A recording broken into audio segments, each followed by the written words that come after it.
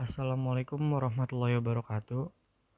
Perkenalkan, nama saya Muhammad Ara Pangestu, NIM 1902311000180 dari kelas D. Di sini saya akan menjelaskan tentang filosofi sistem ekonomi dan pemikiran kapitalisme dan sosialisme dari pemikiran Umar Kapra. Yang pertama, konsep filosofi sistem ekonomi. Pengertian ekonomi. Ekonomi merupakan ilmu sosial yang mempelajari aktivitas manusia yang berhubungan dengan produksi, distribusi, dan konsumsi terhadap barang dan jasa. Istilah ekonomi sendiri berasal dari bahasa Yunani, yaitu oikos yang berarti keluarga, rumah tangga, dan nomos yang berarti peraturan, aturan hukum. Secara garis besar, ekonomi diartikan sebagai aturan rumah tangga atau manajemen rumah tangga. Sementara yang dimaksud dengan ahli ekonomi atau ekonom adalah orang yang menggunakan konsep ekonomi dan data dalam ekonomi.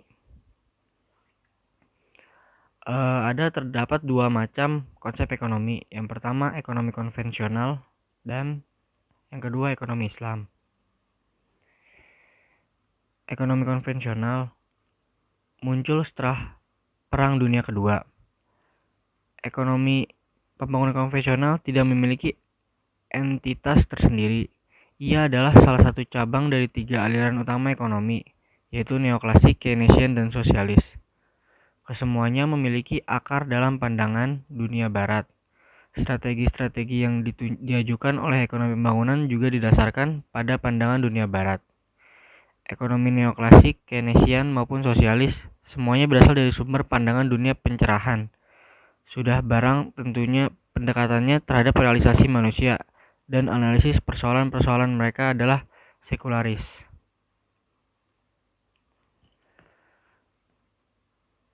Lalu ekonomi konvensional itu memiliki konsep, yaitu ada yang namanya laissez-faire atau kebebasan pasar. Dalam hal ini, tidak membolehkan intervensi pemerintah dalam operasi pasar. Kekuatan-kekuatan pasarlah yang akan menciptakan tatanan dan keharmonisan secara otomatis. Konsep laissez-faire akhirnya dikoreksi oleh Keynes yang menyatakan bahwa setiap equilibrium pasar tidak selalu konsisten dengan kesempatan kerja penuh karena adanya ketidaksempurnaan pasar. Untuk itu, diperlukan peran pemerintah lewat kebijakan fiskal dan moneter untuk menciptakan kesempatan kerja penuh. Ini kelemahan teori konvensional yang konsep laissez-faire. Kelemahannya itu konsep laissez-faire meletakkan tanggung jawab penciptaan kesempatan kerja penuh pada kebebasan pasar. Keynes meletakkan tanggung jawab itu sepenuhnya di pundak pemerintah. Lalu di sini ada ekonomi Islam.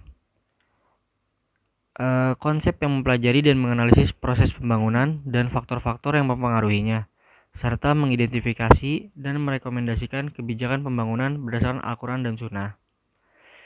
Islam merupakan agama yang syumul, yang mengandungi peraturan hidup yang sangat lengkap dan menyeluruh dalam pelbagai aspek, sama ada aspek ekonomi, sosial, politik, dan sebagainya. Kemajuan dan pembangunan dalam ekonomi juga merupakan satu seruan dalam Islam ke atas semua umatnya, supaya berusaha untuk mencapai agar negara mencapai kemakmuran dan kesejahteraan. Nah, di sini sesuai dengan surat Al-Baqarah ayat 172 yang berarti, wahai orang-orang yang beriman, makanlah dari benda-benda yang baik yang telah kami berikan kepadamu dan bersyukurlah kepada Allah jika betul kamu hanya beribadat kepadanya. Surat ini berarti yaitu menunjukkan bahwa Allah telah menciptakan langit dan bumi serta segala isinya untuk manfaat sekalian manusia. Islam menggalakkan manusia mencapai kesenangan dan kejayaan di dunia. Namun, Islam juga meletakkan garis panduan kepada manusia dalam usaha untuk mengejar kemajuan, supaya tidak berlaku sembarang kerusakan dan kemusnahan akibat manusia itu sendiri. Oleh itu, bagi mengembalikan semua kedaulatan negara umat Islam, maka tidak ada pilihan lain selain daripada kembali kepada ajaran Islam yang suci dan benar. Lalu ada konsep dasar yang menjadi basis dalam ekonomi pembangunan syariah. Di sini ada konsep tauhid, yaitu khalifah dan takziah dalam bab ekonomi. Lalu ada aspek pembangunannya, yaitu fisik material, moral spiritual. Lalu fokus utamanya yaitu manusia atau subjek dan objek pembangunan dan kesejahteraan sosial. Dan ada peran negara atau role of the state. Konsep tauhid memegang peranan penting karena esensi dari segala sesuatu, termasuk aktivitas pembangunan, adalah didasarkan pada ketundukan pada aturan Allah Subhanahu wa taala. Pembangunan harus dilakukan dan diarahkan kepada upaya untuk melaksanakan segala ketentuannya. Adapun pelaku pembangunan adalah manusia.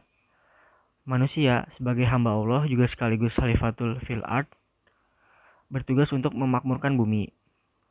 Kedua tugas ini akan berjalan baik dan sukses sangat tergantung pada jalan yang dipilihnya. Pilihan atas jalan tersebut mempengaruhi arah dari pembangunan. Allah telah memberikan dua potensi pada diri manusia dalam menentukan arah kehidupan, yaitu potensi kebaikan atau al-taqwa dan potensi keburukan atau al-fujur. Lalu di sini ada biografi salah satu tokoh, yaitu Umar Kapra. M. Umar Kapra adalah seorang ekonom kelahiran Pakistan 1 Februari 1933. Dia meneruskan pendidikan strata 1 dan magister di Karachi, Pakistan. Dalam karir intelektualnya, Dr. Umar Kapra mengawalinya ketika mendapatkan medali emas dari Universitas Sindh di tahun 1950 dengan prestasi yang diraihnya sebagai urutan pertama dalam ujian masuk 25.000 mahasiswa. Setelah meraih gelar S2 dari Universitas Karachi pada tahun 1954 dan 1956, karir akademisnya berada pada tingkat tertinggi ketika meraih gelar doktoralnya di Minnesota, Minneapolis. Menurut profesor ini, Kapra adalah orang yang baik yang pernah dikenalnya bukan hanya di kalangan mahasiswa namun juga seluruh fakultas. Sistem ekonomi kapitalisme menurut M. Umar Kapra. Yang pertama itu merupakan sistem ekonomi yang secara jelas ditandai dengan berkuasanya kapital, sehingga tidak ada perencanaan ekonomi sentral. Lalu kapitalisme menjadikan harga pasar sebagai dasar keputusan dan perhitungan unit yang diproduksi. Lalu sistem ekonomi pada umumnya tidak ditentukan oleh pemerintah, tetapi ditentukan oleh kekuatan pasar dan kekuasaan pengusaha dalam memperoleh keuntungan. Posisinya sistem ekonomi kapitalisme lahir akibat adanya persaingan, kemudian seleksi alam berjalan sehingga terciptalah tingkatan atau kelas seseorang dalam menduduki. Artinya bahwa kelas kapital lah yang akan menduduki kelas paling atas dan mempunyai kekuasaan dalam mengendalikan ekonomi. Menurut Umar Kapra, konsep dan strategi yang tidak dicapai baik, yang disadari maupun yang tidak disadari dalam sistem ekonomi kapitalisme diantara sebagai berikut. Pertama, kepercayaan hukum-hukum ekonomi yang didasarkan pada pandangan mekanis terhadap jagat raya, bahwa pengetahuan dan sains-sains sosial tidak berbeda dari sains-sains fisika dan perilaku manusia. Smith meminjam pandangan fisika Newton bahwa kehidupan sosial dan ekonomi sama seperti dunia fisika, yaitu indah, teratur, dan harmoni. Yang kedua yaitu manusia ekonomi rasional yang berfungsi sebagai titik sentral ilmu ekonomi modern. Kepentingan diri sendiri merupakan satu-satunya muara bagi seluruh gerakannya. Semua tindakannya sesuai dengan apa yang disebut oleh Jevons, yaitu sebagai mesin nilai guna dari kepentingan diri. Yang ketiga, positivisme. Konsep ini merupakan payung kesakralan yang diberikan pada ilmu ekonomi positif yang secara harfiah dianggap sebagai kebebasan dari posisi etika tertentu atau penilaian normatif. Optimalis Pareto diidentifikasikan dengan efisiensi ekonomi dan telah menjadi anak favorit ilmu ekonomi kesejahteraan. Lalu di sini ada hukum Say, yang artinya merupakan turunan dari pentingnya penerapan hukum-hukum fisika Newton dalam ilmu ekonomi. Hukum Say ini menyatakan seperti halnya alam semesta, ekonomi akan berjalan mulus jika dibiarkan bergerak sendiri. Produksi akan menciptakan permintaannya sendiri, sehingga tidak akan ada yang disebut overproduksi atau pengangguran. Lalu di sini ada konsep sosialisme. Strategi Marxis untuk menghapuskan kesulitan dan penderitaan golongan miskin atau buruh yang menjadi karakteristik kapitalisme, yaitu dengan cara membatasi kepemilikan swasta yang diduduki oleh kaum burjois yang memiliki sarana produksi. Selain itu, yang menjadi poin penting dalam menumbuh kembangkan sosialisme ini yaitu masyarakat buruh dibekali keahlian, kemampuan mental, pendidikan, kreativitas, ambisi, dan semangat kerja. Kemudian strategi Marxis pada fase pasca revolusi yaitu setelah tercapai kepemilikan negara atas semua sarana produksi dan perencanaan terpusat, berharap dapat melakukan efisiensi dan pemerataan dalam alokasi sumber daya sesuai dengan kemampuan dan keahliannya. Akan tetapi, harapan ini terbukti tidak benar karena adanya kelemahan-kelemahan serius dalam penerapan Marxis tersebut. Seperti halnya sistem ekonomi kapitalisme, sosialisme juga yang merupakan asumsi-asumsi strategi Marxis memiliki kelemahan-kelemahan. Meskipun orang tidak menyadari hal ini, kelemahan tersebut diantaranya sebagai berikut. Yang pertama, ketidakpercayaan atau kepercayaan. Analisis Marxis mengandung pengertian adanya suatu ketidakpercayaan total terhadap kemampuan manusia untuk mengelola barang-barang swasta dalam batasan-batasan kemaslahatan manusia. Yang kedua, keharmonisan kepentingan. Diasumsikan bahwa mesin pemerintah akan dijadikan oleh sekelompok orang yang kepentingannya seirama dengan kepentingan masyarakat. Asumsi ini dikatakan tidak benar, karena sebuah masyarakat totalitarian sekalipun tidak akan dapat melepaskan diri dari pluralitas kepentingan dan hak-hak istimewa yang muncul dari faktor-faktor seperti posisi dalam struktur kekuasaan, persaingan, dan asal daerah.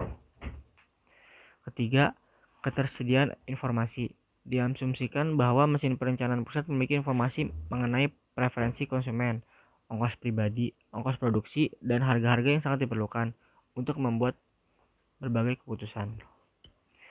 Lalu yang keempat, manfaat subsidi. Dengan adanya subsidi-subsidi besar yang terdapat dalam sistem penentuan harga di Uni Soviet akan bermanfaat bagi orang-orang miskin.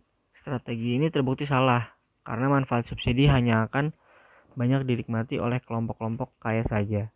Sedangkan kelompok miskin tidak akan merasakan manfaat subsidi sebab daya beli mereka terbatas. Mungkin sekian pemaparan materi saya tentang pemikiran Umar Kapra, kapitalisme dan sosialisme. Maaf jika ada salah kata. Wassalamualaikum warahmatullahi wabarakatuh.